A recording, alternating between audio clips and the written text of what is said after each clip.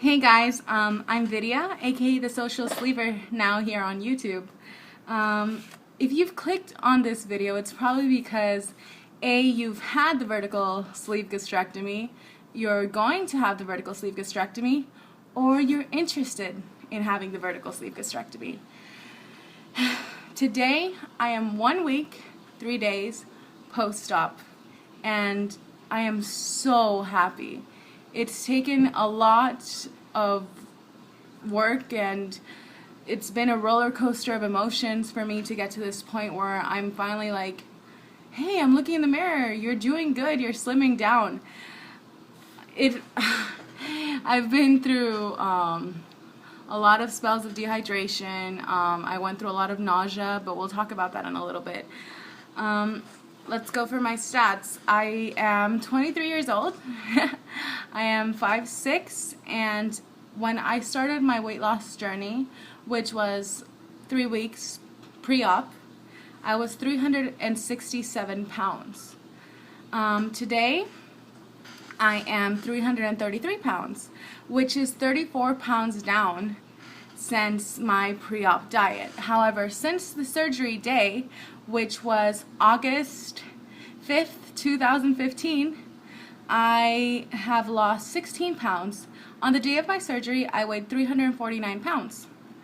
And today is August 15th, and I am 333 pounds, and I am still losing. It's crazy. Every time I get on the scale, it's like I've lost a pound or 2 pounds, and I just can't believe it. As a plus size woman, as a plus size person in general, it's a real struggle every time you get on the scale because there's a sort of a sense of fear that comes with it. I just remember always going on the scale and not knowing if I was gonna gain 2 pounds or lose 2 pounds that day or more. I've tried diets, I've tried injections that claimed were gonna just slowly kill my fat. I've tried pills. I've been with a trainer. I went raw vegan for about 4 months. I've gone on a juice cleanse for a month at a time with barely any weight loss, and I decided I had had enough. So the surgery for me, it wasn't like a last resort, but it was something that I always in the back of my mind knew about, but I was too scared to inquire more about. First of all, I would think, can't afford that. Don't need that. Just work out. It took me a long time to realize that doing the surgery didn't mean that I was less than anybody else, that I didn't have enough willpower to lose weight.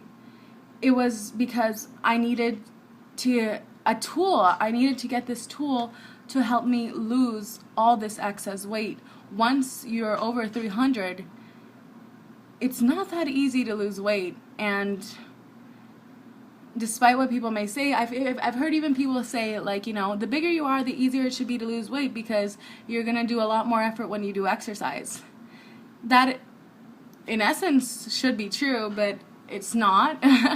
Trust me. I got to the point where I was working out so hard that I was crying because my knees were hurting so bad.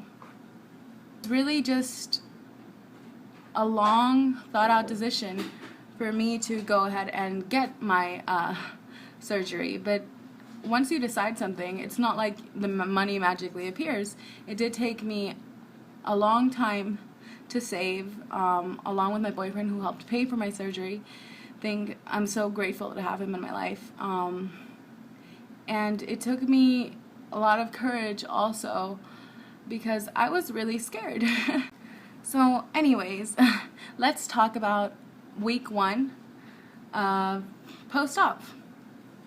So I made a short 1-minute video of my surgery day because everybody talks about their surgery day, but I see a lot of people film before and after surgery on the same day, and my best friend who was supporting me during my surgery decided to film, but he said it was too painful to film a lot more because I just kept saying I'm nauseous, I'm in pain, Oh my gosh. At first, on the anesthesia, I actually thought that they hadn't performed surgery on me. I was like, those sneaky bitches. Like, I was really crazy on anesthesia. Day one was a lot of waiting, and then they all of a sudden tell me to come and do the exam. They did my cardiovascular exam. I was great. Thank God that there was nothing wrong with my heart. So I got approved for the operation. In my head before surgery, I was still in denial. I was like, this isn't happening. Like, I was flying over and I'm like, oh my God, something's gonna go wrong and this isn't gonna happen. I don't know if that just comes from feeling of like not worthy or what, but I was like, oh my God, is this really happening? This is really happening. And once I got approved, I was in disbelief because I thought something was gonna go wrong and I wasn't going to be able to have this surgery. But they were like, all systems go, let's go. And they took me back. They put a huge robe on me, which made me feel skinny for the first time in a long time that something was so big on me. And it was probably a robe for like a person double my size, which isn't bad because if you are double my size, well, they have robes for you. But I was swimming in that thing. It was like wearing a sheet basically. And then they put a little like cafeteria lady cap on me, so I looked pretty funny. Like, you can see that in the first video I made. And they wrap your legs and they put like little like footies, like hospital footies. So yeah, that's what happened. And then they basically take me into the pre-op room where I was just laying down and I see the anesthesiologist come over to me and he says, okay, we're going to put you on. That's it. Before he could finish like his sentence, I had opened my eyes, really confused, really hazy, with a lot of pain in my chest, and I was back in my hospital room. And all I was saying while I was on the anesthesia was, oh my God, those sneaky bitches, those sneaky hoes, they tricked me. I didn't even know I was going into the surgery room. Like, they didn't even perform the surgery. I was really high on anesthesia. And I just was so confused, and I was just saying to my mom, I think I'm going to throw up. But then I said to her, there's nothing to throw up. Like, I feel empty. I felt so dizzy, so nauseous. Really confused and in disbelief still. Like, I still can't believe it. I'm like, wow, I did this. I saved up for this and I did this. Day two. The morning of day one, I slept in the hospital, but I really didn't sleep. I think I honestly was in and out just 3 hours, like 2.5 hours probably, just like trying to close my eyes, but I couldn't fall asleep. Not only was I alone, I was in a hospital room. I don't really like hospitals. And all I was thinking was, in the morning at 6 a.m. I get to drink water and ice chips. Oh my gosh, I fought so hard for that water. I kept asking, like, I was looking, like, if the nurse was coming, I was just like, so, what time is it? They're like 4. 15 minutes later, I'm just kind of like looking over, and they're like, not yet, we'll let you know. Anyways, it hit 6 o'clock, and I don't know what I was expecting. I don't know if, like, a cannon was gonna go off, and, like, as soon as it hit 6 o'clock, like, they were just gonna, like, just a bottle of water and ice chips was just gonna magically appear on my bed, but that didn't happen. It was actually until, like, 6:30 that I got my water bottle, and I was so mad. I was so sad, because when I finally drank my water, it was like a bunch of little knives going down my throat. It was really hard, and even a little sip was just so hard because of the pressure in my chest. And I have a lot of problem with the gas because I'm not a good burper. And I never thought much of it. I was like, oh, burping's gross and blah blah blah, and guess what? Burping is amazing because if you're not used to burping, it can really be more painful and it can take a lot more days for the gas to come out, which is what happened to me.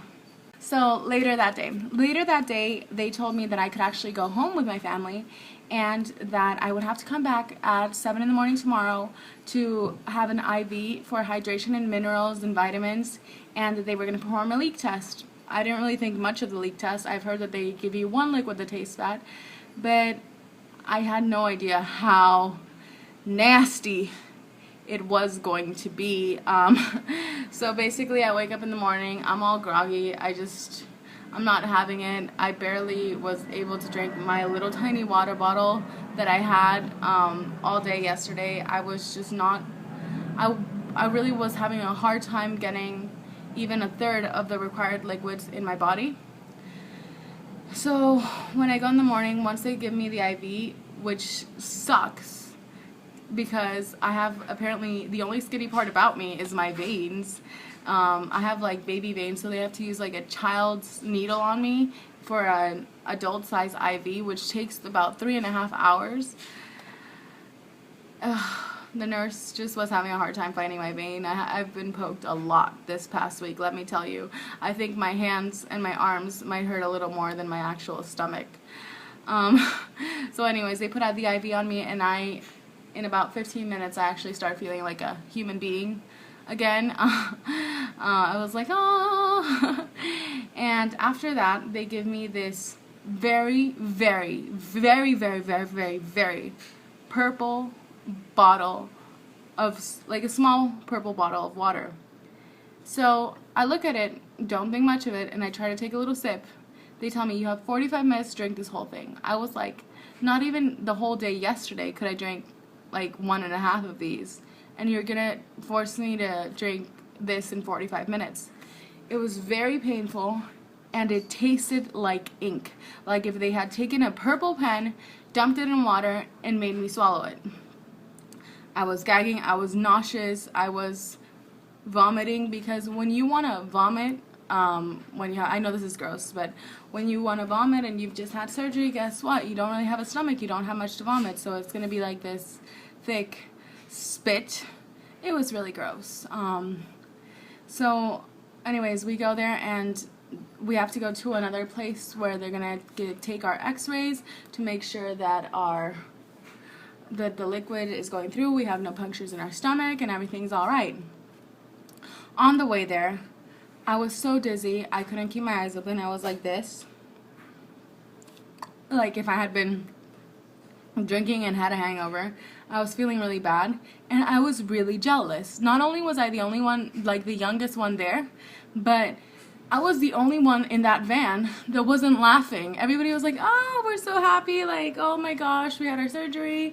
And it was a group of people that I had been operated with at the same time, that they were all going to get the test, and they were like, ha ha ha, and laughing and everything, and I'm just like, oh my god, in my head, can you guys just shut up? I feel like shit. Like, that's exactly, I'm sorry for my words, that's exactly what I felt like. Once we got to the x-ray place, it was a lot of waiting. I was feeling really bad. I just kept feeling like this, like if I was on a boat, like, you know, when you feel nauseous and dizzy and you're just kind of moving. So finally they called me in for the drip test, and they gave me another clear liquid, and I'm like, great, another thing to drink. That one wasn't so bad. It was about the size of a shot glass, so I just kind of did a shot of it. Went back to my old party days, and it tasted like chemicals and child's flavorless cough syrup, I guess, if I could describe it like that. So anyways, as soon as I drank that, I'm just like I was like, are we done yet? Are we done yet? I really need to go throw up.